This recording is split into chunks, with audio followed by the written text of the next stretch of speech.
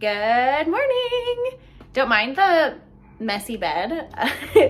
It's laundry day, so I'm gonna change all my bedding, but I'm just sitting here on my yoga mat. There's my kitty soaking up the sunshine, and I also just, not to get all corny on you folks, but I just lie down horizontally on my mat and just feeling the sun on my skin and just feeling gratitude, breathing in, breathing out, and I just feel so much better. Lovely way to start my morning. I'm just so thankful to be on this earth right now and enjoying the sunshine and just the little things of just hearing my little fiddle leaf fig shake around because of the wind, and just my cat lying here also sunbathing. It's just the little things. So anyway, if you find a little moment of stillness, freaking take it and run with it, because I guarantee you'll feel better after the fact. But anyways, enough of this corniness. I am starting a new reading vlog with a fun, actually let me go get my book and then I'll be back. All right, I'm putting you down like this so that I can stretch. No, just kidding. So I can show you the book. So the last time we saw each other, I told you that I was reading Life Ceremony by Sayaka Murata, and I took a slight pause because I needed to finish library book Asymmetry by Lisa Halliday. I just have this thing whenever I have a library book, I feel this pressure to read it as fast as I possibly can so that I can return it and give it to whoever wants to read it next. I just hate having library books around unread. So anyways, now we're back. I'm still on the second story, but I'm really enjoying it so far. However, I may have to press pause on this again because I got this bad boy. I went yesterday, I believe, to pick up 2 days ago. I went and got picked up Department of Speculation by Jenny Offel, the author of Weather. 1000% influenced by my bae, Ben. He read this recently and absolutely loved it. So I had to copy him.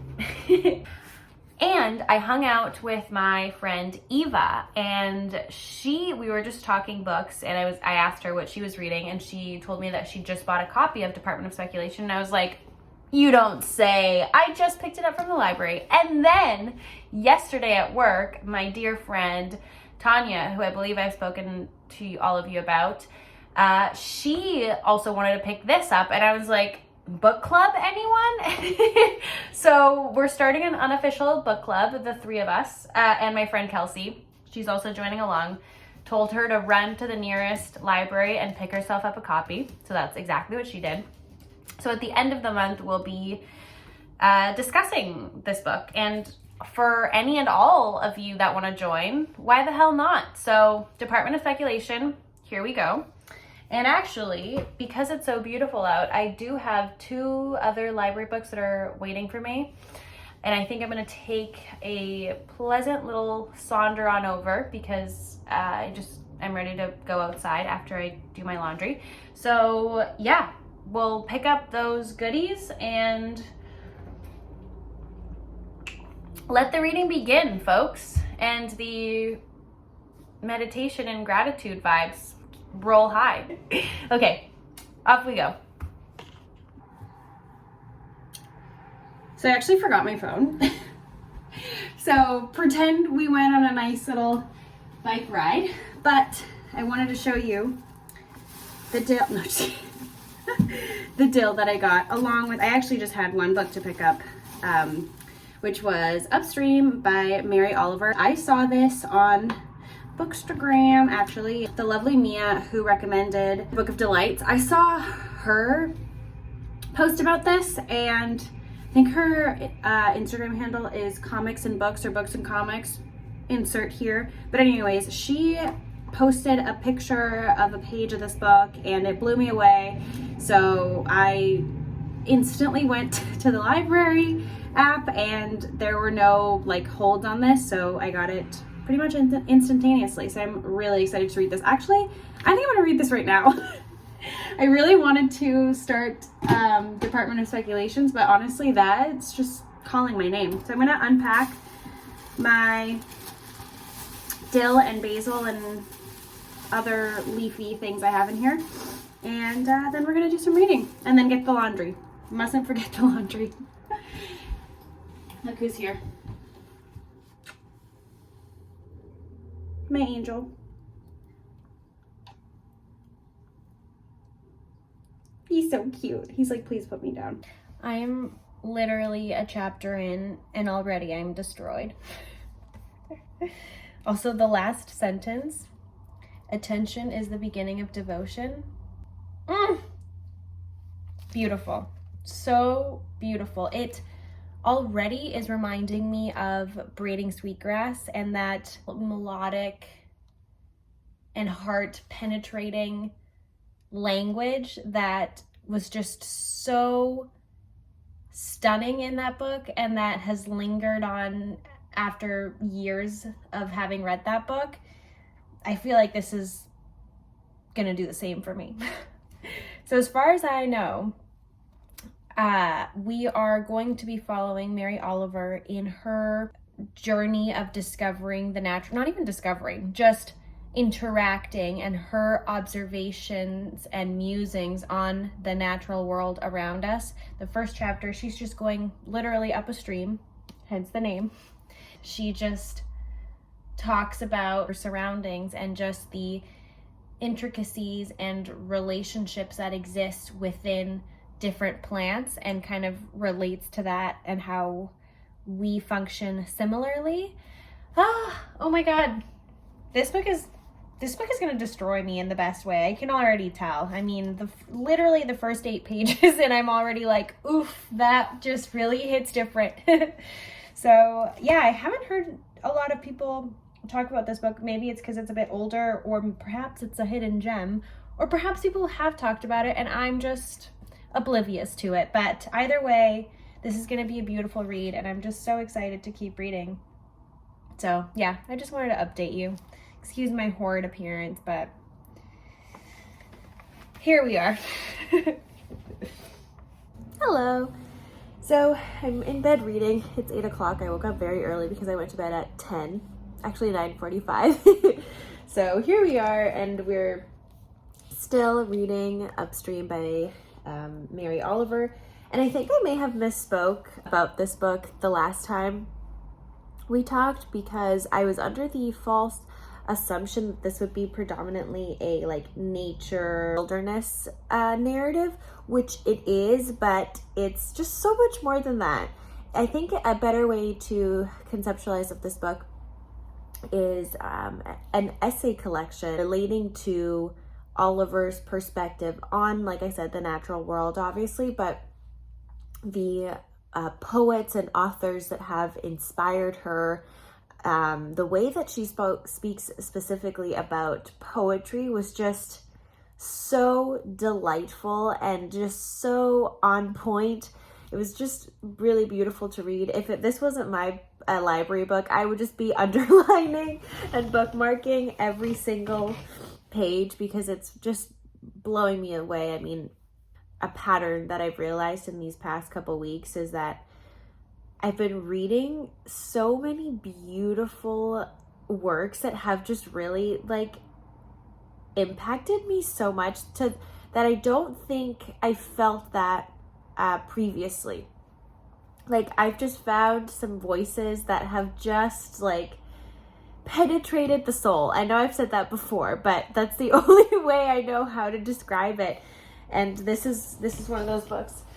Some of the essays where she is talking about the natural world, like falling in love with a little turtle, or the way the trees are swaying, or when she takes her dogs out for a walk in the marsh or the pond, she just touches the natural world with like a little bit of magic. And it makes you as a reader also fall in love with the natural world. And I think that's something I've noticed with Braiding Sweetgrass, as well as the Book of Delights and now Upstream, is that they make me a much more conscious human being. And I find myself, it's something that I did before, but I think these books have certainly heightened that affinity or that curiosity within me to literally stop and smell the flowers or look around me and look at the way that the trees are moving or the way the light is hitting a specific little tree branch. And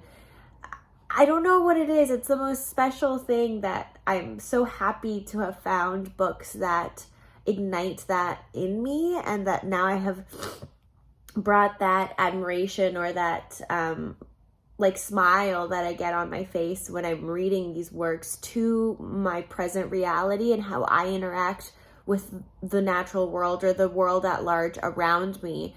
I think it's just such a cool side effect of the beauty in the works of people like Mary Oliver and Ross Gay and Robin Kimmerer. It's just really wonderful, and something, like I said, just a pattern that I've started to notice, that I'm really grateful that these works have been introduced into my life, and the beautiful impact that they have had in my own life outside of reading or appreciating what they have to say. I do think that they have played a role in how I interact with the world around me, more so than my own personal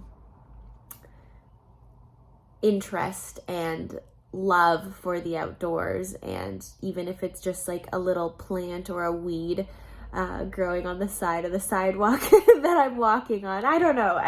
This sounds all very corny, but I just wanted to share that with you. Hello friends, I am early to flamenco, and there just so happens to be a lovely little park right next to it, and this is why you should never leave your house without a book in hand. You don't know when you're going to be early to something. You don't know when you're going to be stuck somewhere. You don't want to be on the phone like I am right now. You want to be with your book. So yeah, 15 minutes of reading and then off we go.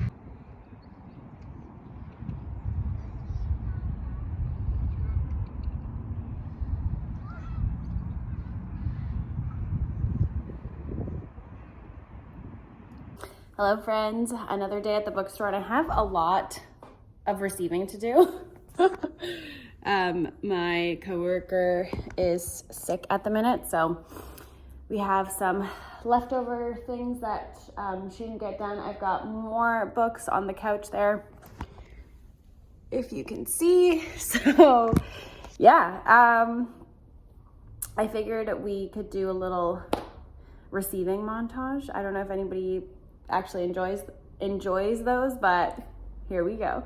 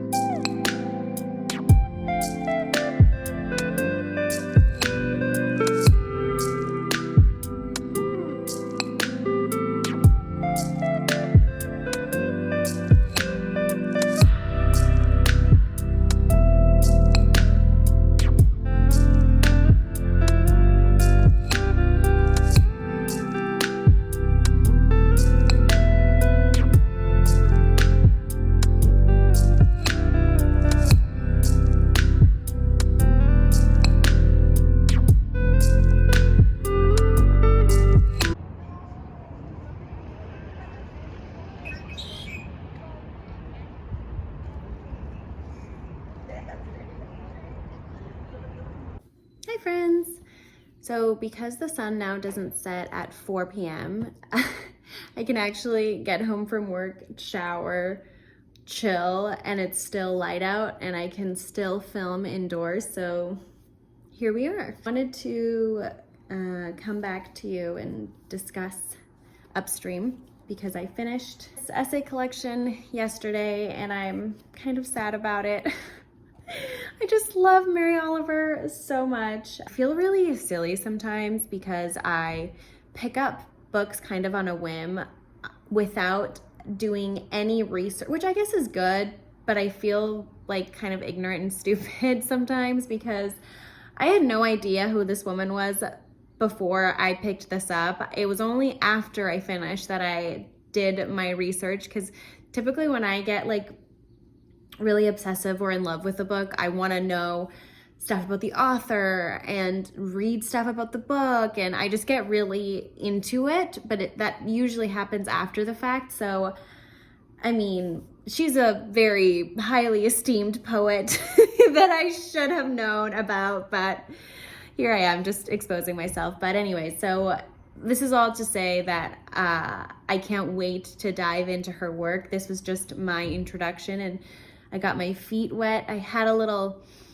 taste of the beauty that is Mary Oliver's work, and I just can't wait to read more of her poetry, as well as just more of her. I did see that sadly she passed away really recently, so that's a tragedy, but at least she leaves a wake of beauty that will just live on. So anyways, yeah, like I said, this was a collection of essays, as it actually says in the front, so I don't know why I was envisioning a nature narrative like I mentioned before, which we do tap into that, as well as just some really beautiful sections and like criticism about her favorite poets. And there's a couple essays where she just does like a very deep analysis, and it was very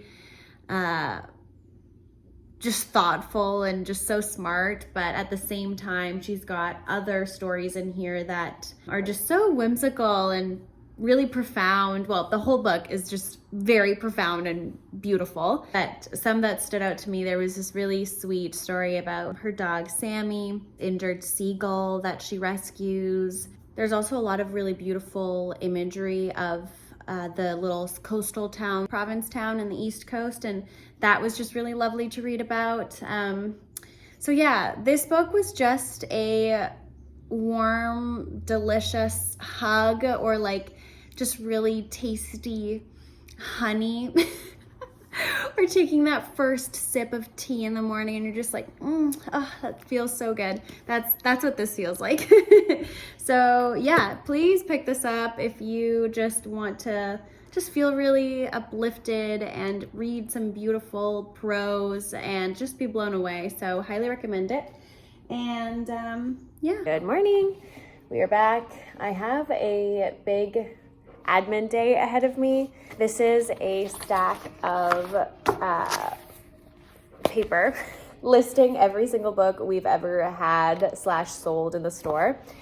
And the owner has gone in and marked the things that the books, I guess, that we should always have. It's called minimum on hand. And if we don't have them, I have to order them. And basically I'm just doing like a type of inventory, if you will. So I presume this is going to take me quite some time, considering that these are a lot of pages to get through and make sure that they match our like database, and basically just order anything that we should always have on hand at the store. But I did bring my book, obviously. I'm reading Department of Speculations. Finally, I'm at the halfway point. But I don't know how much reading we're gonna get done today, if I'm being honest. But yeah, I don't know if this is exciting to anyone, like the behind the scenes of working at the bookstore, but here we are. So yes, this is my task of the day, and I'm gonna get started because it's mornings tend to be quiet around here, so, and things start to pick up around noon. So I'm gonna try and tackle as much of this as I can. And I'm doing summer lo-fi beats. We are done with the fall vibes. We are done with the winter vibes. It is now, I skip spring. Like, spring doesn't exist. It's just winter and then summer. Because in my brain, as soon as there's light out and it's not, super chilly, like, it's fucking summer. So yes, that is what I'm going to be listening to, and this is what I'll be working on. So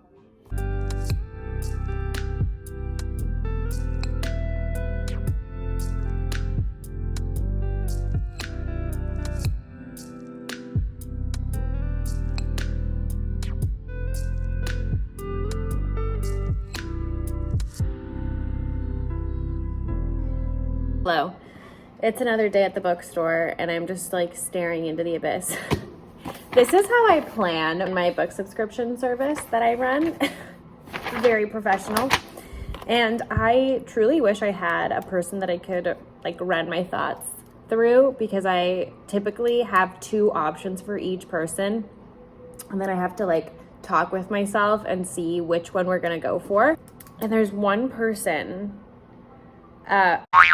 and she just loves classics. And I'm like, sis, I can't help you there. I haven't read a single one.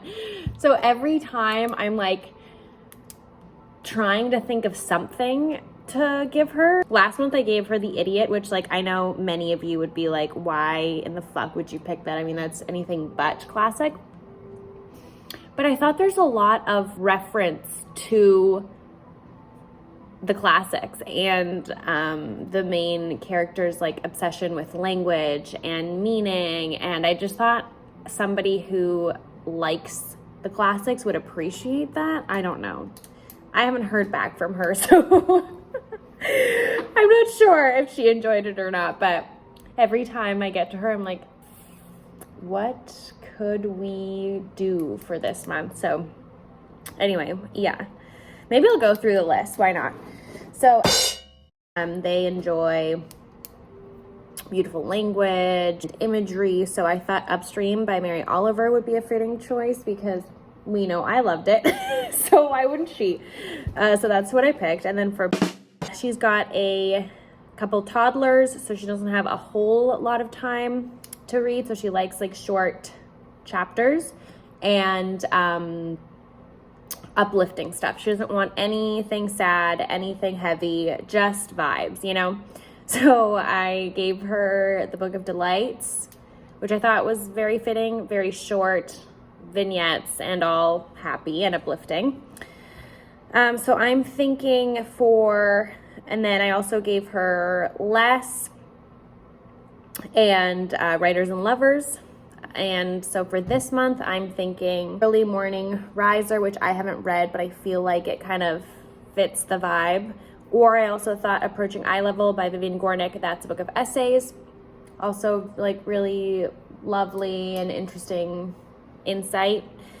And then she likes things that are very much rooted in a place. She loves like anything that's set in Europe or Asia, and character driven, like sweeping stories, very plot heavy. So I have given her How Much of These Hills Is Gold, as well as The Bear Woman.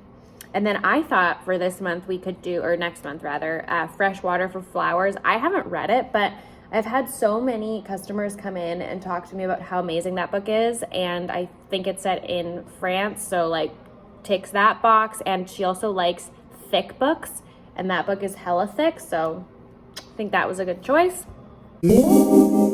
She loves contemporary fiction. All her favorites are my favorites, so she's always like an easy one to pick for. And this month we're going for Detransition Baby. I picked Friends in Dark Shapes and The Idiot and Department of Speculations in the past, so I feel like she's gonna vibe with Detransition Baby. Then we've got, he enjoys science fiction, short stories, and dabbled in nonfiction as well. So in the past, I've recommended The Shadow of the Wind, which he really liked, How to Pronounce Knife, which is a short story collection, and then this month I'm gonna go for Science Preceding the End of the World.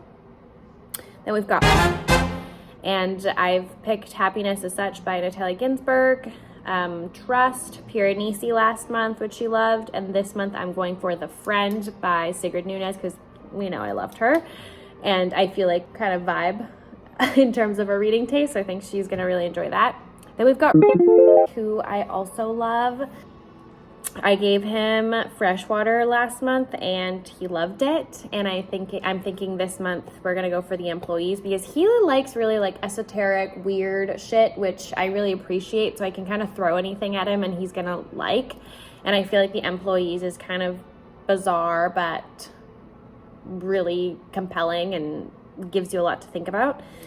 Then we've got, which I feel like her and I are also very much on the same wavelength. I gave her the Baudelaire Fractal and she loved it. I gave her the Argonauts loved it. So this month we're going for The Seas, and I can't wait to hear what she has to say about it.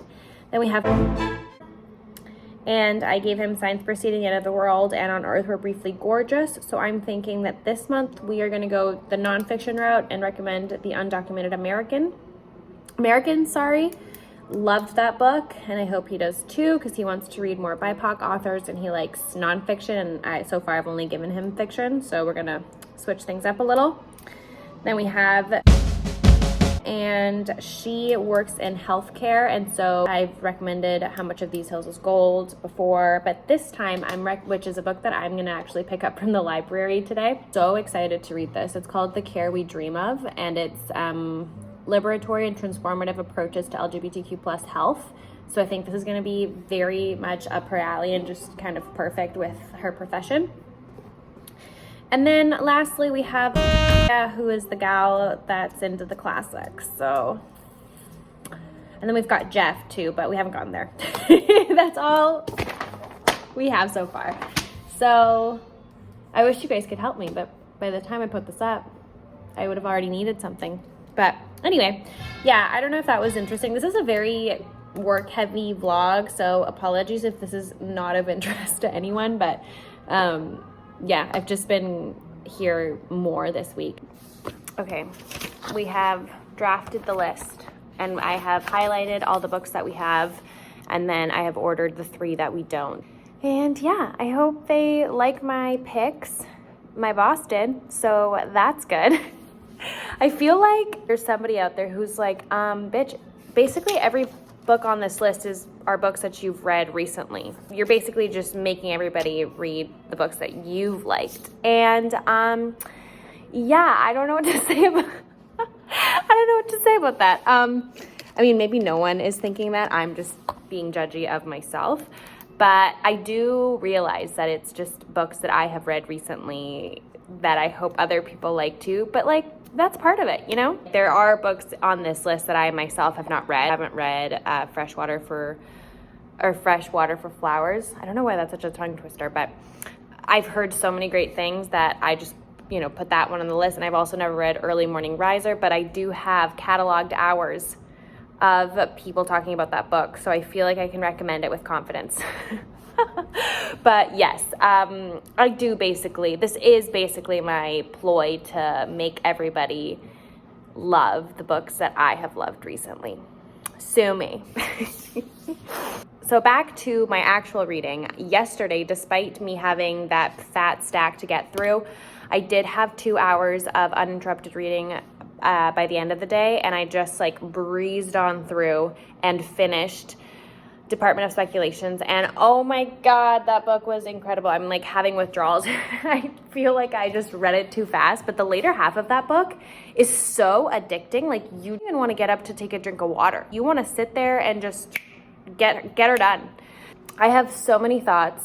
I feel like I'll share the thoughts anyways, although I do remember at the beginning of this vlog I did say we could do a reading or a book club together, which we definitely can.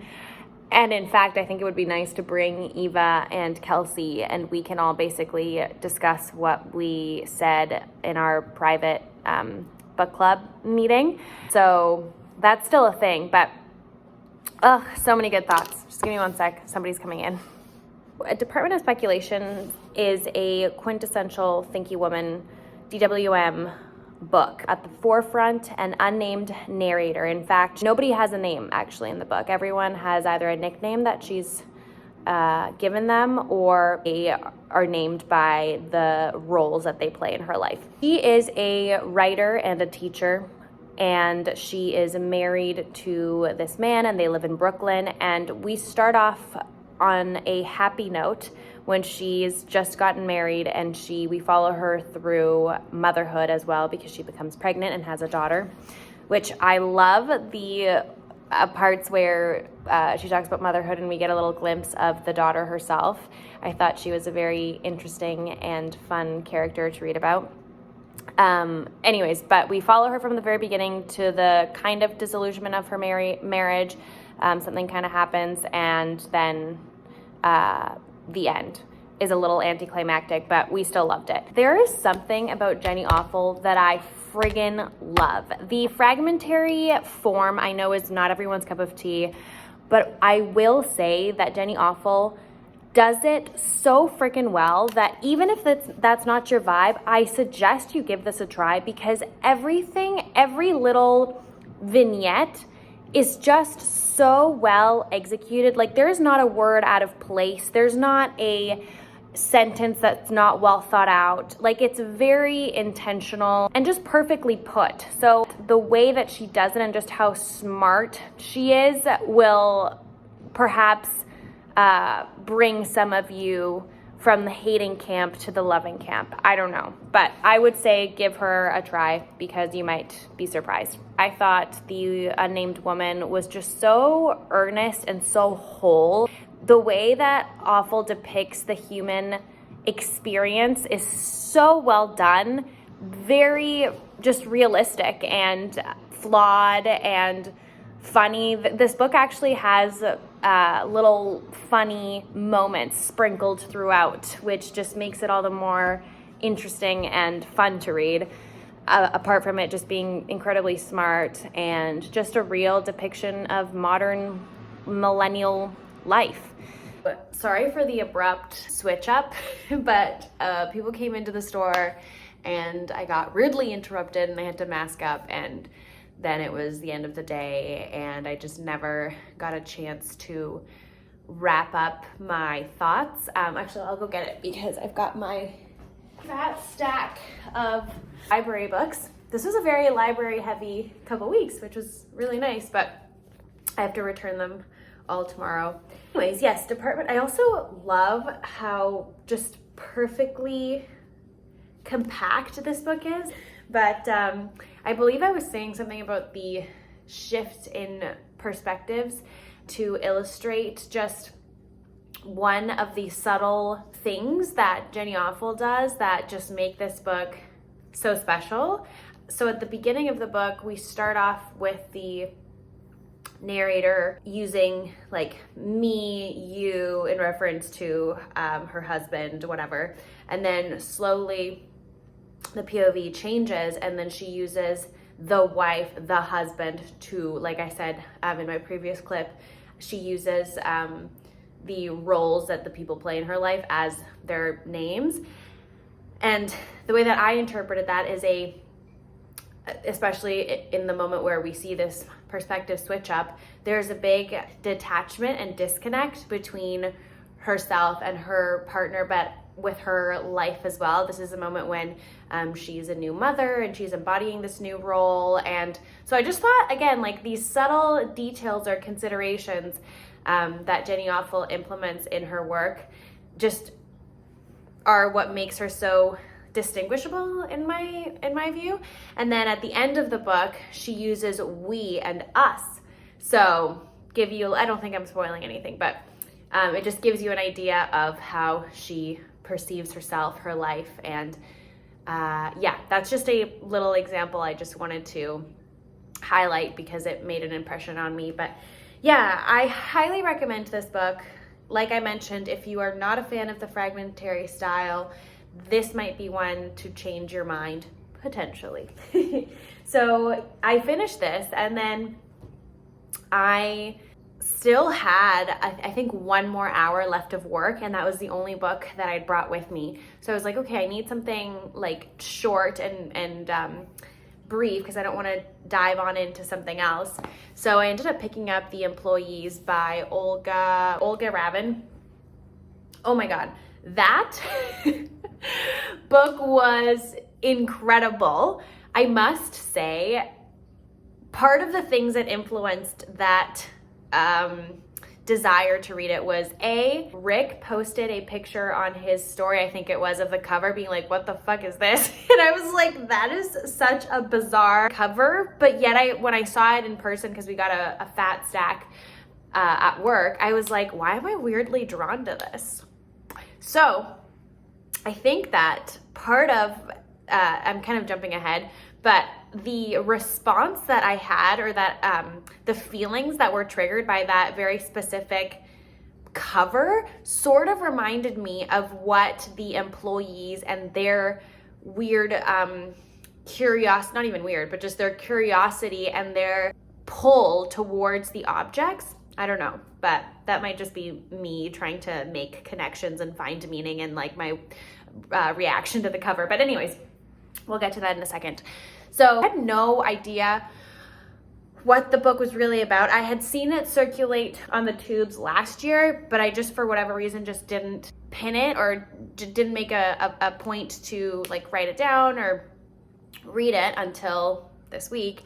And it was so freaking good. So for those of you who also live under a rock and just had no idea really what this book is about, I'll give you a little brief synopsis. Although I think it's best to go into it not knowing, because the reading experience is all the more confusing at first, which I kind of liked.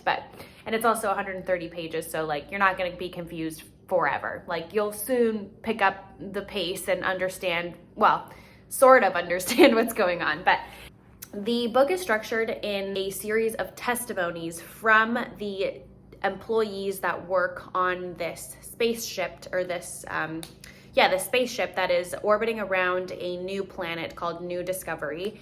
And the crew members are made up of humans and AI humanoids.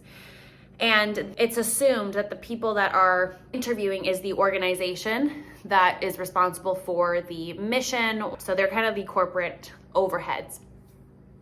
And through these testimonies from different folks, you kind of start to understand and kind of put together the puzzle pieces as to what is going on. Like, what is the purpose of this space expedition?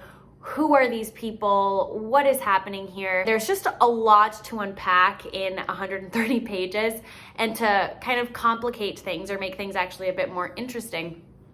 A lot of the interviews revolve around the humans or humanoids' relationship to these objects that they find in the new planet that they then take on into the ship, and these employees are able to interact with these objects. They're ambiguous on purpose, so we don't really know the exact details of the objects in question. The importance of these objects aren't really their appearance, but rather the different emotions and feelings that are triggered through their interactions with these things. So for example, the humans, for them, a lot of their interactions with these objects trigger feelings of melancholy and of memories from Earth. And for the humanoids, it triggers a vision or a idea of, or it represents the future for them. The book is trying to do a lot of things. As you can tell, I'm sounding a little bit scattered when I'm talking about this book, because there's so many avenues, there's so many interesting, thought-provoking ideas that are brought up in this novel. You can also read it as a commentary on late-stage capitalism, because we are talking under the scope of productivity and optimization. So for example, some of the commentary brought on by the humanoids have to do solely with how to optimize their work and how well they are doing with the tasks that they are given, and their focus is on productivity and optimization, like I said. But then you've got other humanoids and humans alike that want to dive into more like philosophical or introspective narratives about themselves and the roles and their interpersonal relationships that they have within this work environment. So yeah, what I found most interesting about the book is talking about the human existence and what that means, and a lot of philosophical questions and comments are brought up by the AIs, and then some of them being like, well, I feel human and I have these emotions and I have this information, and I almost feel like if it wasn't for my label as a non-human or an AI, I would have thought so otherwise. So yeah, just what it means to be a human, how we relate to people in this world, as well as objects. That was another really interesting idea that's brought up, and the emotions and the ways in which objects can really alter or trigger something in our psyche. There's a lot of really cool dream imagery too. A lot of the interviews relate to dreams and, like I said, melancholy and bringing up suppressed memories, or the idea of how children figure into this, because obviously no one is procreating on this spaceship.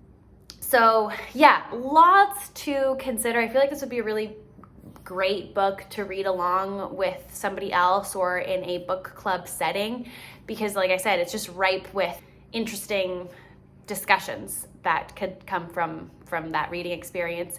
Something I will say too that I completely forgot to mention is that there is actually a plot, kind of a underlying or a undercurrent that does have a conclusive end. It's not just like, oh, this is the last statement from employee number 355, for example. Like, that's not how the book ends. It does have a conclusive resolution. I truly thought it was just going to be random testimonies and that was what you're in for, kind of thing. But yes, it's very eerie and science fiction-esque, and it takes like a dark turn that I really liked. So anyways, I can't wait to shove this book down Charlie's throat when he's back, because I cannot wait to discuss it with somebody in person, as well as with any of you. Please let me know your thoughts. I think this book is like a mix of The Arrival with Westworld meets Jeff Vandermeer.